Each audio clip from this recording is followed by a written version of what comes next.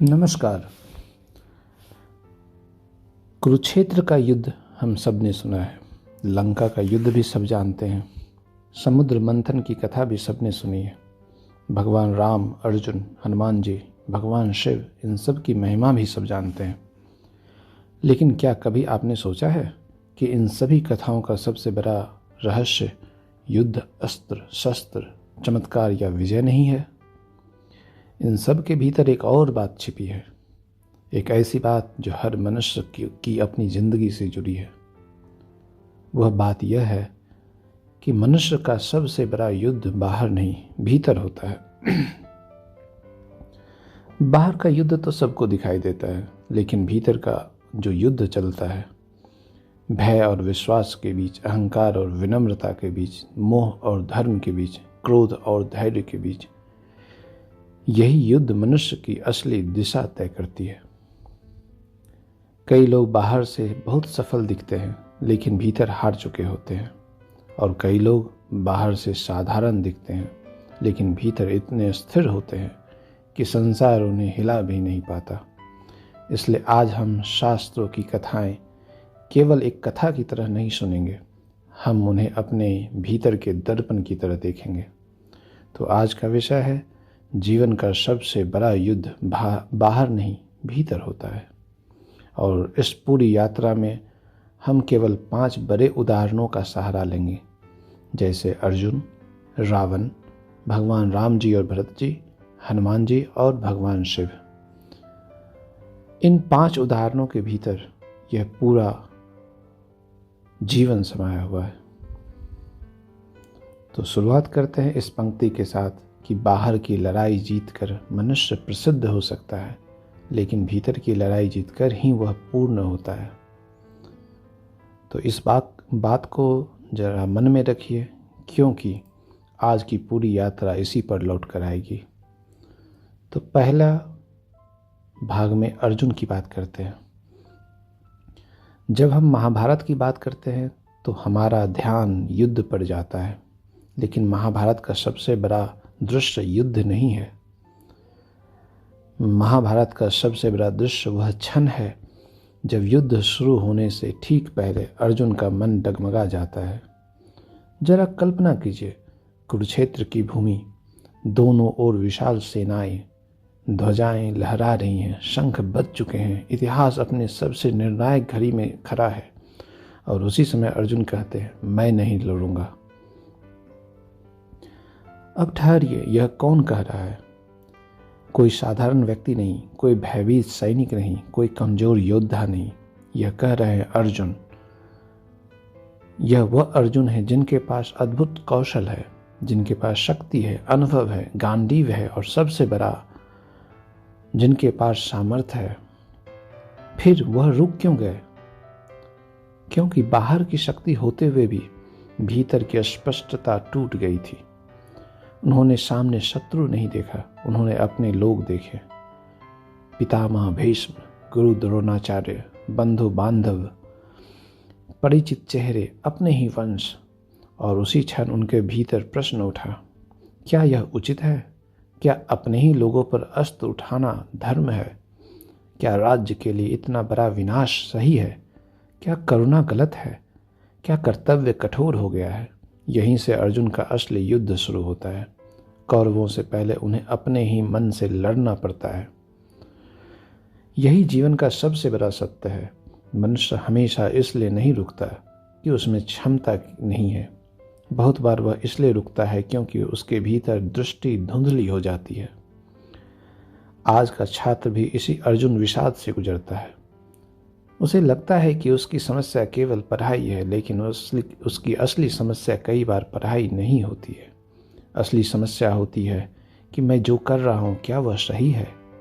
मैं घर वालों की अपेक्षाएं पूरी करूँ या अपनी आंतरिक पुकार सुनूं? मैं सुरक्षित रास्ता चुनूं या अर्थपूर्ण रास्ता चुनूं? मैं कंपटीशन में जीतूं या अपने भीतर की शांति को बचाऊं? मैं उन लोगों को खुश करूं या अपने सत्य को बचाऊं? और देखिए, यही आधुनिक कुरुक्षेत्र है। तो आइए अब हम श्री कृष्ण की भूमिका की बात करते हैं। यहाँ पे श्री कृष्ण क्या करते हैं? क्या वे केवल यह कहते हैं कि अर्जुन स्ट्रांग बनो? नहीं। क्या वे केवल इतना कहते हैं कि मत सोचो, बस लड़ो? नहीं। भगवान श्री कृष्ण पहले अर्जुन को दृष्टि देते हैं, पहले उनकी चेतना को स्पष्ट करते हैं, पहले उन्हें यह समझाते हैं कि तुम्हारा संकट केवल भावुकता का नहीं है, दृष्टि के संकुचन का है। जब मनुष्य केवल संबंधों, परिणामों, भय और मोह से देखता है तो सत्य धुंधला हो जाता है। इसलिए भगवान श्री कृष्ण अर्जुन को युद्ध कला नहीं सिखा रहे हैं, वे उन्हें आत्मबोध, कर्तव्य बोध और धर्म बोध से करा रहे हैं। और यही पहला बड़ा शिक्षण है। जब मन भ्रमित हो तब शक्ति नहीं, सही दृष्टि चाहिए। इसे यूं कहा जा सकता है कि धुंधला हो जब चित्त का दर्पण, रन भी भारी लगने लगे, जो अपने भीतर साफ ना हो उसको पथ भी कांटों सा जगे। अर्जुन की महानता इस बात में नहीं है कि वे कभी डगमगाए नहीं, उनकी महानता इस बात में है कि उन्होंने अपने डगमगाने को स्वीकार किया। उन्होंने कहा, मैं भ्रमित हूँ, मैं विचलित हूँ, मुझे मार्ग चाहिए। जो मनुष्य अपने भीतर की उलझन को पहचान लेता है, उसके भीतर ज्ञान का द्वार खुल जाता है। तो इस पहले पाठ से हमें क्या समझ में आया कि जीवन की सबसे बड़ा संकट कोई कमजोरी नहीं, भ्रम होता है। अब हम दूसरे उदाहरण पर चलते हैं। यदि अर्जुन हमें भ्रम दिखाते हैं तो अगला पात्र हमें एक और खतरनाक शत्रु दिखाता है, वह है अहंकार। तो अहंकार को समझने के लिए हम दूसरे भाग की ओर चलते हैं, जिसमें रावण के बारे में जिक्र किया जाता है। तो रावण का नाम आते ही बहुत लोग तुरंत उसे केवल खलनायक की तरह देख लेते हैं, लेकिन रावण को समझना आसान नहीं है। रावण विद्वान था, तपस्वी था, शिव भक्त था, राजनीतिज्ञ था, बलशाली था, वेदों का ज्ञाता था और संगीत और शास्त्रों की भी पारखी था। फिर भी उसका अंत हुआ। क्यों? क्योंकि मनुष्य को केवल अज्ञान नहीं नष्ट करता, कई बार उसे उसका अनियंत्रित अहंकार नष्ट करता है।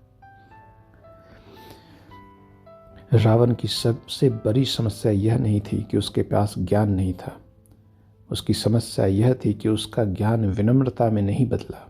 उसने यह मान लिया था कि मैं विशेष हूँ, मैं सामर्थ्यवान हूँ, मैं जो चाहूँ वही कर सकता हूँ, मेरी इच्छा ही मेरी नीति है। और यहीं से उसका पतन की शुरुआत हुई। तो रावण का असली हार कब हुई? तो बहुत से लोग कहते हैं कि रावण भगवान राम जी से युद्ध में हारा, लेकिन सत्य यह है कि रावण उससे बहुत पहले ही हार चुका था। जिस दिन उसने अपनी इच्छा को मर्यादा से बड़ा मान लिया, उसी दिन उसका पतन शुरू हो गया। जिस दिन उसने सीता माता का हरण किया, वह केवल एक स्त्री का अपहरण नहीं था, वह यह घोषणा थी कि मेरी शक्ति, मेरा अहंकार और मेरी इच्छा मर्यादा से ऊपर है। और यही मनुष्य की भीतरी पराजय है। रावण को बार बार चेतावनी मिली, विभीषण ने समझाया, मंदोदरी ने समझाया, मरीच ने संकेत दिया, स्थिति ने चेताया, फिर भी उसने किसी की नहीं सुना। क्यों?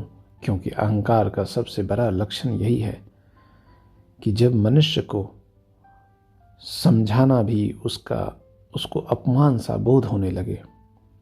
यह केवल रावण की कहानी नहीं है, यह आज भी हर जगह घटित होता है। आज भी कोई अपनी डिग्री का रावण है, कोई अपने पद का रावण है, कोई अपने धन का रावण है, तो कोई अपने ज्ञान का रावण है, कोई अपने सफरिंग का भी रावण है। उसे लगता है कि उसके दर्द ने उसे बार बार सब पर विशेष अधिकार प्राप्त करने का अधिकार दे दिया है। तो आज के जीवन में रावण कैसे आता है? जब हम सलाह सुनना बंद कर देते हैं, जब हम थोड़ा जानकर स्वयं को अंतिम मान लेते हैं, जब हम अपनी सफलता को अपनी श्रेष्ठता समझ लेते हैं, जब हम यह मान लेते हैं कि नियम सबके लिए है, मेरे लिए नहीं, तब भीतर रावण उगता है। तो जरा सोचिए, क्या इस जीवन में मनुष्य को ज्ञान महान बनाता है? नहीं। ज्ञान के साथ आया हुआ संतुलन मनुष्य को महान बनाता है। क्या शक्ति मनुष्य को महान बनाती है? नहीं, शक्ति के साथ आया हुआ संयम मनुष्य को महान बनाता है। क्या उपलब्धि मनुष्य को महान बनाती है? नहीं, उपलब्धि के बाद भी बची हुई विनम्रता मनुष्य को महान बनाती है। तो रावण हमें इसलिए याद नहीं रखना चाहिए कि वह केवल बुरा था। रावण इसलिए याद रखना चाहिए क्योंकि वह हमें हमारे भीतर के खतरे दिखाता है। तो दूसरा पाठ से हमें क्या समझ में आई कि जीवन में बाहरी शत्रु से पहले मनुष्य को अपने भीतर उठते अहंकार को पहचानना होगा। यदि रावण अनियंत्रित इच्छा और अहंकार का उदाहरण है, तो अगला उदाहरण हमें यह बताएगा कि धर्म क्या है, मर्यादा क्या है और संयम क्या है। तो हम तीसरे भाग में भगवान राम जी और भरत जी के बारे में जानेंगे। तो इस तीसरे मुख्य उदाहरण में हम दो महापुरुषों को साथ रखेंगे, भगवान राम जी और भरत जी, क्योंकि इन दोनों को साथ समझे बिना मर्यादा का गहरा अर्थ खुलता नहीं है। तो भगवान राम जी का जीवन देखिए। उन्हें वनवास मिला, राज्य चला गया, पिता महाराज दशरथ चले गए, सीता माता का हरण हुआ, युद्ध करना पड़ा, जीवन में अनेक कठोर स्थितियां आई। अब प्रश्न यह है, इन सब के बीच भगवान राम जी क्या बने रहे? स्थिर। ध्यान रहे, यह स्थिरता भावनाहीनता नहीं है। भगवान राम जी दुखी भी हुए, व्याकुल भी हुए, सीता माता की खोज में भटके भी, लक्ष्मण जी के प्रति करुणा भी रही, सबरी के प्रति प्रेम भी रहा, विभीषण को शरण भी दी। अर्थात वे पत्थर नहीं थे, वे संवेदनशील थे, पर संवेदनशीलता ने उन्हें असंतुलित नहीं किया। यही उनके महान होने का शिक्षण है। आज बहुत से लोग अपने दुख को जस्टिफिकेशन बना लेते हैं। मेरे साथ अन्याय हुआ इसलिए अब मैं कठोर हो जाऊंगा, मुझे प्रेम नहीं मिला इसलिए अब मैं किसी पर विश्वास नहीं करूंगा, मुझे समझा नहीं गया इसलिए अब मैं सबको गलत साबित करूंगा। भगवान राम जी ऐसा नहीं करते हैं। उनके साथ अन्याय हुआ, लेकिन उन्होंने अन्याय को अपने भीतर स्थायी घर नहीं बनने दिया। यही मर्यादा है। मर्यादा केवल नियम पालन नहीं है, मर्यादा यह भी है कि तुम्हारे साथ जो हुआ उसके कारण तुम अपने स्वरूप से नीचे ना गिरो। वनवास मिला फिर भी संतुलन बनाए रखा, कठिनाई मिली फिर भी धर्म का पालन किया, वियोग मिला फिर भी करुणा के साथ रहे, युद्ध मिला फिर भी मर्यादा का पालन किया। यही भगवान राम जी को मर्यादा पुरुषोत्तम बनाता है। तो आइए अब भरत जी को देखते हैं। यह बहुत अद्भुत चरित्र है। राज्य उनके सामने था, परिस्थिति भी उनके पक्ष में थी। कोई भी साधारण व्यक्ति कह सकता था जो हुआ सो हुआ, अब राज्य चलाना ही होगा। लेकिन भरत जी ने क्या किया? उन्होंने अवसर नहीं देखा, धर्म देखा। उन्होंने लाभ नहीं देखा, न्याय देखा। उन्होंने गद्दी नहीं देखी, मर्यादा देखी। यही भीतर का युद्ध है, क्योंकि जीवन में कई बार हमें ऐसी चीज़ मिल जाती है जिसे टेक्निकली हम ले सकते हैं, लेकिन भीतर से आवाज़ आती है, यह पूर्णतः उचित नहीं है। यही मनुष्य का मूल्य तय होता है। भरत जी ने राज्य से पलायन नहीं किया, उन्होंने जिम्मेदारी से मुंह नहीं मोड़ा। उन्होंने यह भी नहीं कहा कि मैं कुछ नहीं करूँगा। उन्होंने एक विलक्षण मार्ग चुना। राज्य की सेवा करेंगे, लेकिन स्वामी बनकर नहीं, प्रतिनिधि बनकर। भगवान राम जी की खड़ाऊ सिंहासन पर स्थापित की। यह केवल प्रतीक नहीं है, यह एक घोषणा है। अधिकार मेरे पास हो सकता है, लेकिन मैं अधिकार को अपने अहंकार का विस्तार नहीं बनने दूंगा। तो यहाँ पे हम भगवान राम जी से हम यह सीखते हैं कि दुख आने पर अपना धर्म ना छोड़ो। भरत जी हमें सिखाते हैं कि अधिकार मिलने पर अपनी विनम्रता ना छोड़ो। एक को दुख मिला, दूसरे को अवसर, और दोनों ने स्वयं को बचाया। धर्म केवल रण में खड़ा होना नहीं, धर्म भीतर सीमा बांधना भी नहीं है। दुख में कटु ना होना धर्म है और अवसर में मद ना होना भी धर्म है। यह तीसरा बड़ा पाठ है। तो अब तक हमने समझा है कि अर्जुन ने भ्रम दिखाया, रावण ने अहंकार दिखाया, भगवान राम जी और भरत जी ने मर्यादा और संयम दिखाया। अब चौथा उदाहरण हमें बताया गया कि शक्ति का सही अर्थ क्या है। क्यों शक्ति होना बड़ी बात नहीं, शक्ति का विनम्र उपयोग करना बड़ी बात है। तो इस चौथे भाग में हम देखेंगे हनुमान जी के बारे में। तो हनुमान जी का नाम लेते ही मन में ऊर्जा भर जाती है, वीरता, भक्ति, उत्साह, निस्वार्थता, साहस, समर्पण। लेकिन हनुमान जी का सबसे बड़ा पाठ क्या है? केवल बल नहीं, हनुमान जी का सबसे बड़ा पाठ है अपनी शक्ति को पहचानो, उसे विनम्र रखो और उसे सेवा में लगाओ। अब देखिए, हनुमान जी को अपनी शक्ति का स्मरण कराया गया था। समुद्र सामने है, लंका दूर है, सभी वानर अपनी सीमा बता रहे हैं। तब जामवान जी हनुमान जी को स्मरण कराते हैं, आप कौन हैं? आपके भीतर कितनी शक्ति है? यह प्रसंग अत्यंत गहरा है, क्योंकि बहुत बार मनुष्य कमज़ोर इसलिए नहीं होता कि उसमें शक्ति नहीं, बल्कि इसलिए कि वह अपनी शक्ति भूल गया होता है। आज का छात्र भी यही भूल करता है। बार बार कंपैरिजन, बार बार फेलियर, बार बार डिले, बार बार डिस्ट्रैक्शन, इन सब के बीच उसे लगता है कि मुझ में कुछ विशेष नहीं। उसे भी कोई जामवान चाहिए, कोई ऐसा जो कहे तुम्हारे भीतर क्षमता सोई है, नष्ट नहीं हुई है। तो हम समझते हैं अब हनुमान जी और रावण जी का अंतर। रावण भी शक्तिशाली था, हनुमान जी भी शक्तिशाली हैं, लेकिन दोनों में अंतर क्या है?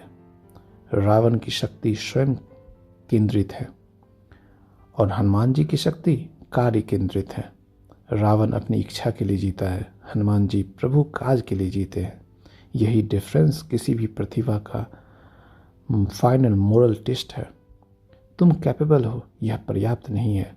तुम किसके लिए कैपेबल हो, यह सबसे बड़ा प्रश्न है। तो आइए अब हम देखते हैं हनुमान जी के विवेक के बारे में, कि लंका पहुंचकर हनुमान जी ने केवल बल प्रदर्शन नहीं किया था। वे पहले देखते हैं, समझते हैं, सीता माता को ढूंढते हैं, उनको आश्वस्त करते हैं, संदेश पहुंचाते हैं और फिर समय आने पर लंका दहन करते हैं। अर्थात सही समय, सही उद्देश्य और सही मात्रा में शक्ति का उपयोग, यही परिपक्वता है। अब हनुमान जी की विनम्रता के बारे में अगर समझें तो सबसे अद्भुत बात यह है कि इतना सब करने के बाद भी वे स्वयं को केंद्र में नहीं रखते। आज थोड़ा सा भी कर लेने पर मनुष्य चाहता है कि लोग देखें, हनुमान जी करते हैं पर स्वयं को नहीं गिनते। यही वास्तविक आत्मविश्वास है। जिसे स्वयं पर भरोसा होता है उसे हर समय अपनी घोषणा नहीं करनी पड़ती। तो कहा भी गया है कि बल वह नहीं जो केवल तोड़ दे, बल वह है जो सहारा बन जाए। शक्ति वह नहीं जो जग को झुका दे, शक्ति वह है जो सेवा में झुक जाए। तो जरा सोचिए, क्या हमारे भीतर शक्ति है? हाँ, जवाब है हाँ। क्या वह हमेशा जागी रहती है? नहीं। क्या उसे जगाने के लिए स्मरण चाहिए? हाँ। क्या उसके साथ विनम्रता चाहिए? हाँ। क्या उसका सर्वोच्च उपयोग सेवा में है? हाँ। यही हनुमान जी का संदेश है। तो आइए अब हम पांचवें बड़े उदाहरण की ओर चलते हैं, क्योंकि जीवन में केवल भ्रम, अहंकार, मर्यादा और शक्ति का प्रश्न नहीं आता, जीवन में विष भी आता है। अपमान का विष, असफलता का विष, तुलना का विष, विश्वासघात का विष, अंदर उठते क्रोध का विष। और उस विष का क्या किया जाए? यही भगवान शिव सामने आते हैं। तो हमारे पांचवें भाग में है भगवान शिव के बारे में चर्चा। भगवान शिव का चरित्र विशाल है। मौन भी है, तांडव भी है, वैराग्य भी है, करुणा भी है, संहार भी है, कल्याण भी है। और इसलिए भगवान शिव हमें जीवन की जटिलता को सबसे गहराई से समझाते हैं। तो आइए हम बढ़ते हैं समुद्र मंथन के प्रसंग की ओर। जब समुद्र मंथन हुआ, देव और दानव दोनों उस कार्य में लगे। आशा थी कि अमृत निकलेगा, लेकिन सबसे पहले क्या निकला? विष। जरा इस पर रुकिए। हम सब जीवन में अमृत चाहते हैं, सफलता, प्रेम, शांति, सम्मान, उपलब्धि, समाधान। लेकिन जीवन का नियम यह है कि गहराई से मंथन होगा तो सबसे पहले विष निकलेगा। अपने भीतर झांको, पहले उलझन निकलेगी। अपने संबंधों को देखो, पहले शिकायत निकलेगी। अपनी डर को देखो, सबसे पहले असुरक्षा निकलेगी। अपने अहंकार को देखो, सबसे पहले बेचैनी निकलेगी। यानी मंथन का पहला फल हमेशा सुखद नहीं होता। तो इन सब में भगवान शिव ने क्या किया? भगवान शिव ने विष पिया, लेकिन उसे शरीर में फैलने नहीं दिया, उसे कंठ में रोक लिया। इसलिए वे नीलकंठ कहलाए। यह जीवन देव कथा नहीं, यह जीवन का महानतम मनोवैज्ञानिक प्रतीक है। मनुष्य के भीतर भी विष उठता है, अपमान का, ईर्ष्या का, असफलता का, कटु शब्दों का, अस्वीकृति का, धोखे का, तुलना का।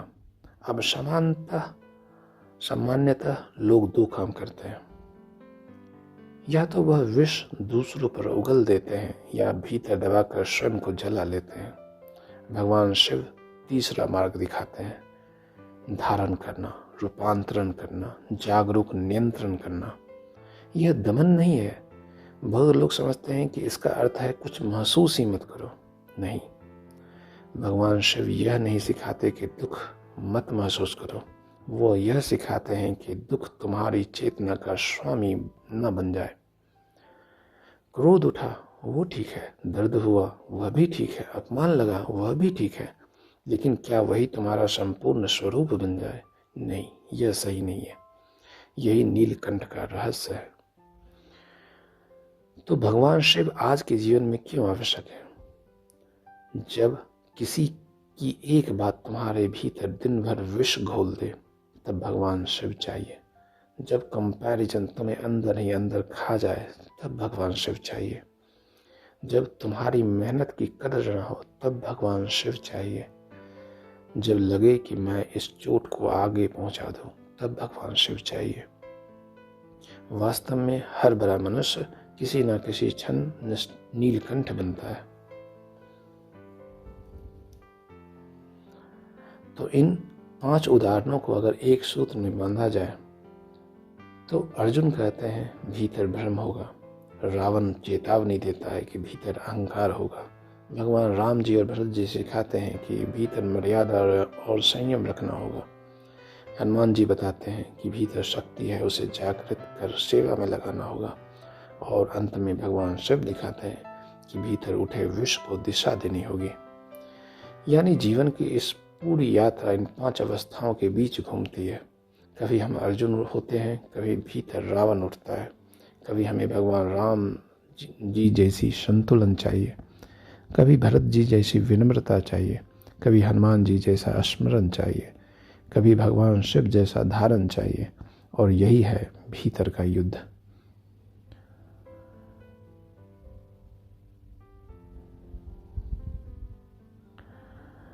तो इस पूरी यात्रा से 5 सरल सूत्र निकालते हैं। वह है, भ्रम हो तो तुरंत निर्णय नहीं, दृष्टि खोजो। सफलता मिले तो सबसे पहले विनम्रता संभालो। दुख आए तो अपना स्वरूप मत खो। शक्ति मिले तो उसका प्रदर्शन नहीं करो, सेवा में लगाओ। और विष आए तो उसे आगे मत फैलाओ, रूपांतरित करो। यदि ये 5 सूत्र जीवन में उतर जाएं तो मनुष्य केवल सफल नहीं, स्थिर भी होता है। केवल सक्षम नहीं, सार्थक भी होता है। केवल वो सबकी नज़र में नहीं होता है, वह एक संपूर्ण बनता है।